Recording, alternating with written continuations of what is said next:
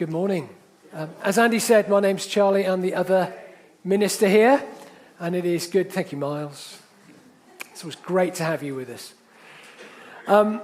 It is great to have you with us this morning as we turn to look at the story of Gethsemane.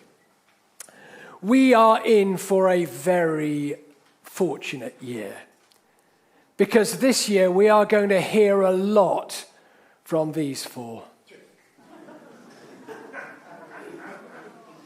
Yeah, I can hear the groans already. I know I shouldn't, but election season is always the time when I switch over from Radio 4 to Radio 2 in the mornings. Just because I don't want to start my day with that arguing. We have two elections to look forward to this year, both in the UK and in the States. And politicians are very good at hiding their vulnerabilities. In fact, they spend a small fortune trying to project the perfect image. Minimize your vulnerabilities, maximize your strengths. I mean, we all do it to some extent. It's sort of an innate self-promotion that we do a bit of. But within the political world, it has become an art form. In our sermon today, Jesus does the opposite. Jesus breaks, and we see his vulnerability. In fact, I'm going to suggest to you in a few minutes' time that what we see in this text from Jesus could well be considered a panic attack. But the story starts in verse 36, and Jesus went with them to a place called Gethsemane. And he said to his disciples, "Sit here while I go over there and pray."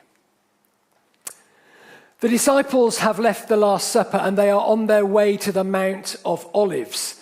The Mount of Olives is what it sounds. It is an olive grove. It is an orchard on a hillside full of olives. Some of the trees there are 500 years or more old. You can visit there today and sit under the trees. It is a fantastic place to go pray and reflect. At the foot of the Mount of the Olives is Gethsemane. Gethsemane translated literally means oil press. A convenient thing to have in an olive grove. This is where they collected the fruit and pressed it into the precious olive oil. It is a place where the olives are put under pressure.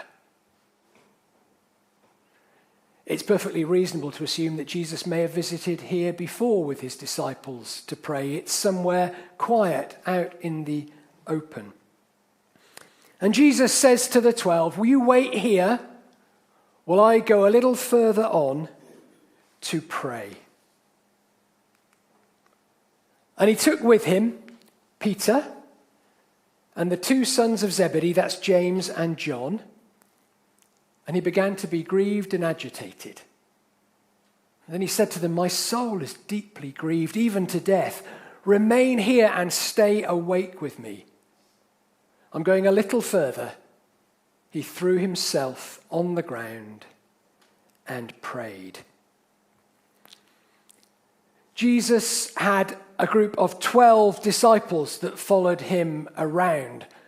I've heard it once said that the biggest miracle in Jesus' life is not that he raised Lazarus from the dead or that he fed 5,000 with such a small amount of food. It's that he's a 30-year-old man with 12 friends.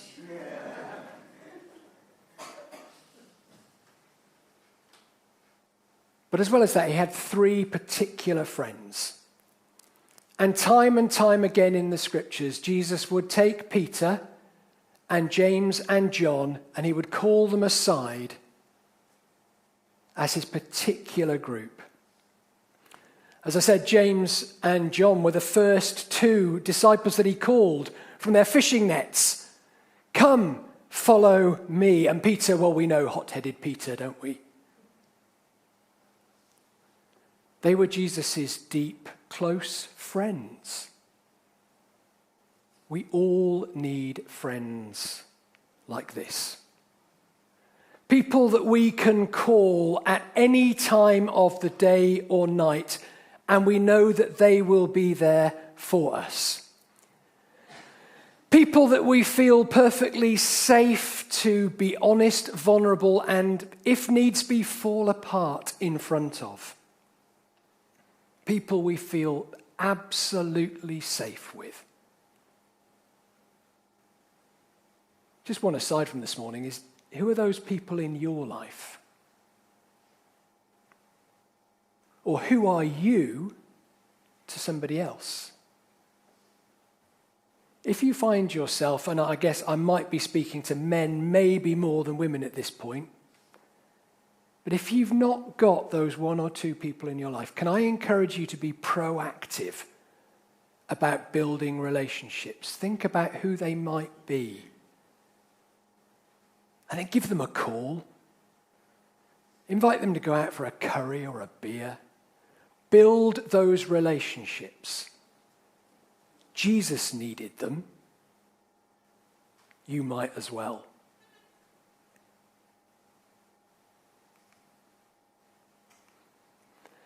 And the text tells us that Jesus became grieved and agitated, even to death. And he threw himself on the ground and prayed.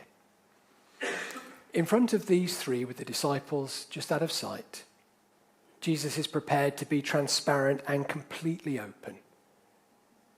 And he says to them, I'm grieved to the point of death. If somebody said that to you, you would draw alongside them, wouldn't you?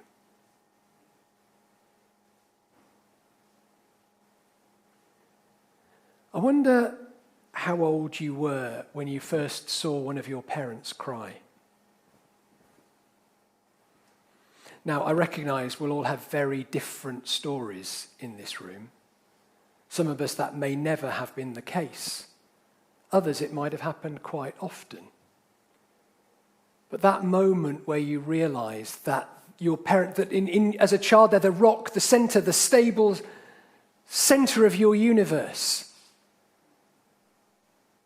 And all of a sudden you realize that they are human. And something shifts. Something changes at that moment in time. This is Jesus in front of his disciples now. For weeks, he's been telling them that he was going to suffer and he's going to die. But up until now, it's always been some time in the future. At the Last Supper, he took bread, and that very visual metaphor broke the bread and said, "This will be my body." But that hour is getting closer. And quite frankly, he knows what crucifixion involves. And I just think it must have been terrifying. Utterly terrifying. So he says to them, "Pray with me. Wait here.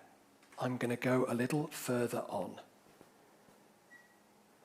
And I realize I'm taking a slight license with the text, but I imagine him walking a few trees further into the olive grove, his knees buckling, him falling to his face on the ground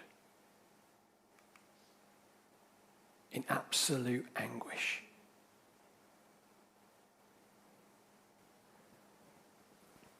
I don't think it's a stretch to say at this point Jesus is having a panic attack. A rhetorical question, don't put your hand up. Have you ever had a panic attack? I think I've probably had 2 or 3 that I can recognize in my life. Can you relate to Jesus in this moment? Because, one of the most powerful things about the Christian faith is that God, through Christ, knows what that experience is like and shares that experience with you and knows it from the inside. When I was a kid, I wanted the superhero Jesus. I wanted the miracle working, healing, powerful Jesus who swept people aside. Now, age 51, I find myself strangely drawn to the human Jesus, to Jesus the man. Of course, the Christian confession is that he is both, fully both, not one or the other, that in Christ we see the full expression of God's divinity and full humanity. But sometimes I just wonder if today, as we see Jesus in his full humanity, if we aren't also perhaps seeing Jesus at his most divine, fully feeling, not a remote, impassable God, but the complete expression of Emmanuel, God with us.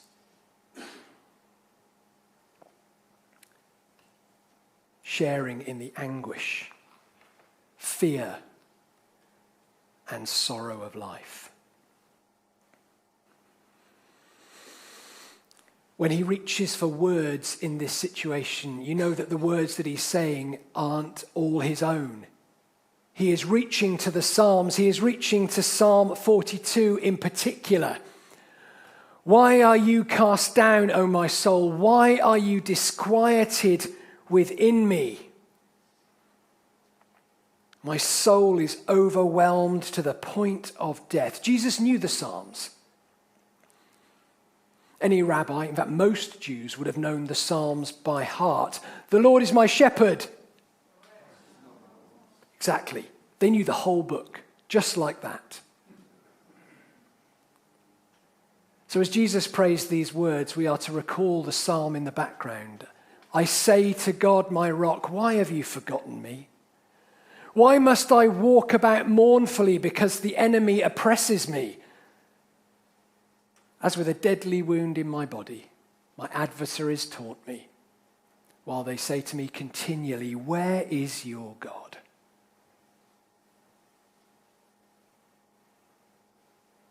Here, kneeling with his face down on the ground, sharing in the anguish and suffering of what it means to be human.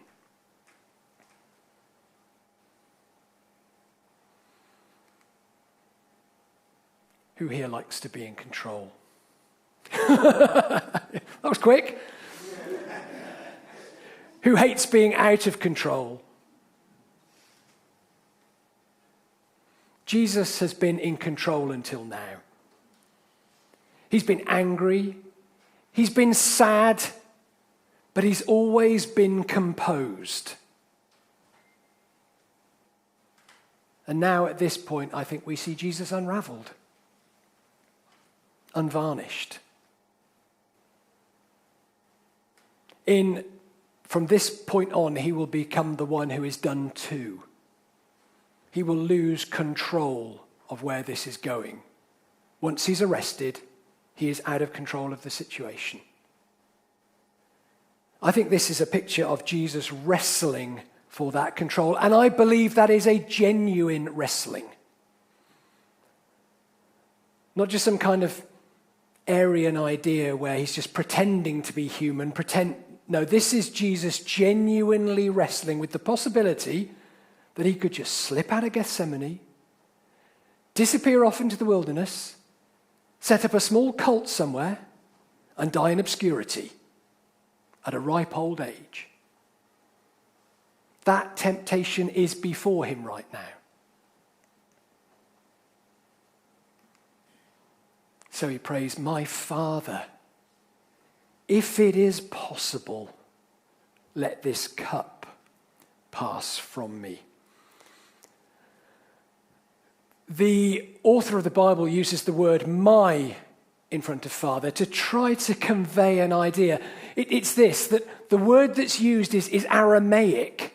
You know that the New Testament is written in Greek, and there's a handful of phrases in Aramaic. This is one of them.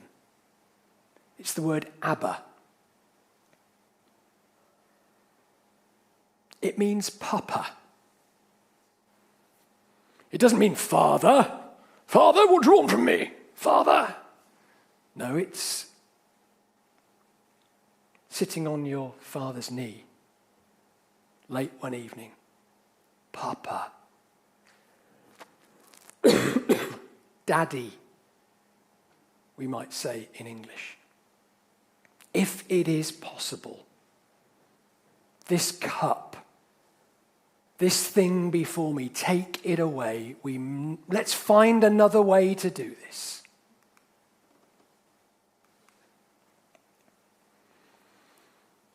When you look through the Old Testament, you'll see the word cup mentioned lots of times. In some cases, it's a cup. It contains liquid and you drink from it. And other times, it's used as a metaphor. A metaphor for that which is in front of me. That which I must do, my lot, my portion, my destiny. That which I've got to drink to the bottom. Because it is in front of me and there is no way past it, no way around it. This is what the cup that I must drink. Sometimes it's good, sometimes it's bad. There's about 8 or 9 occasions in the Old Testament where the writer speaks of the cup. In Jesus' case, in this moment, the cup is his impending crucifixion. And who would want to drink that?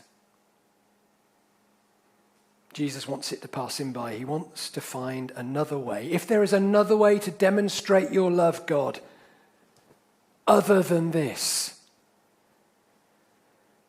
but this appears to be the only way. The cup is a metaphor for the cross, for God's love demonstrated on the cross. Father, if it's possible, Daddy, Papa, if it's possible, let this pass me by. Yet, not what I want, but what you want. Where have we heard those words before today? The Lord's Prayer. Your will be done on earth as it is in heaven. What I find fascinating about that is that the Lord's Prayer isn't just a prayer he taught us so that we could use. It appears that it's a form of prayer that Jesus used himself. And in this moment, his moment of greatest decision, of greatest anxiety and fear, it is the Lord's Prayer that he reaches to, the prayer that he taught us. God, your will be done. Not what I will, but what you will. And yes, I'm willing to be a part of that, whatever the cost. And then he came to the disciples and he found them sleeping. That would have been you, would have been me. And he said to Peter, couldn't you stay awake with me for 1 hour? Stay awake and pray that you may not come into the time of trial. The spirit is indeed willing, but the flesh is weak. 3 times he repeats this routine. Prays, tussles, wrestles, and comes back and finds his friends have dozed off. The second time, he prayed, my Father, if this cannot pass unless I drink it, your will be done. It feels slightly more resolute than the first time. Jesus coming to terms with what he must do and what it involves.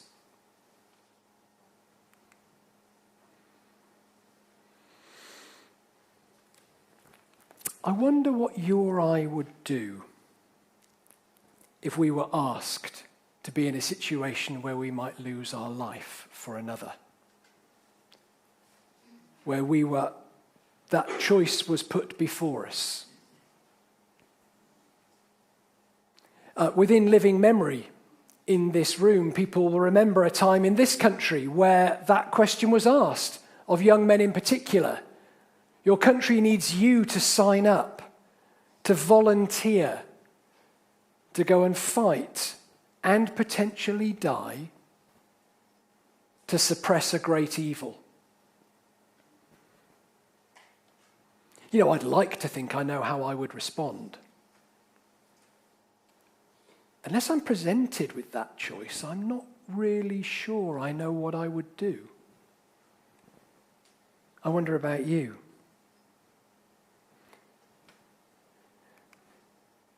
Perhaps that's, actually, no, let me go back, because what I should acknowledge is there are places in the world right now where that is being asked of people, and we've got Ukrainian friends here. So before I move on, that there are places in the world where that question is a live question. And there are loved ones of people here who are facing that choice or have faced that choice and made that decision. But that might not be a decision that we have to take particularly this morning, but there might be an occasion where you've been asked to do the right thing at tremendous personal cost, either professionally or privately. It might be something you might face this week. And it can be hard, can't it? There's a few times in this role where I've found myself having to stand somewhere, where I was standing in what I believed was integrity, but that I wasn't sure what the outcome would be. I remember one particular occasion when that was looming around the corner, and there were 3 or 4 nights when I found myself awake at 2 o'clock in the morning, anxiety having kicked off my asthma, having to sit up for a few hours and just think it through. I'm sure there are similar situations that you have been in, where you have a little glimpse, a little taster of what Jesus is talking about in this passage. To stand in integrity and do the right thing. But what cost? One chapter in a book that I found exceptionally helpful during that period in my own life was Brené Brown's Braving the Wilderness. She talks about what it is to stand in that place, to walk in. She describes it as the wilderness, a place where none of us really want to go, where sometimes we can stand and we feel terribly alone. But having the courage to do so, and actually how important that is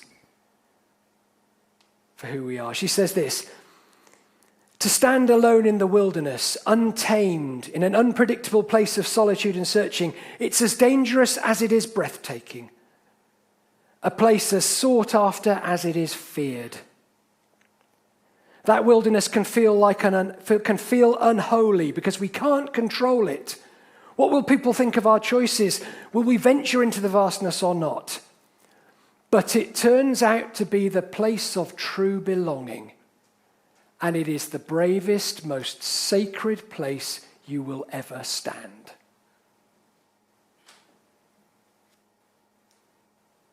I like that idea. This is what we are called to do. To imitate Christ. To be willing on times to put ourselves out and stand in that place for the sake of others. And it can feel terrifying, it can feel scary, it can feel lonely, but it is also the most sacred place you may stand. Gethsemane is, in my mind, where Good Friday starts. This was the moment Jesus could have bailed, could have opted out, could have snuck away. But this is the point where he decides, no, Father God, your will be done, not mine. Look, stand up quickly, my betrayer is at hand. And from that moment on, the story takes its course.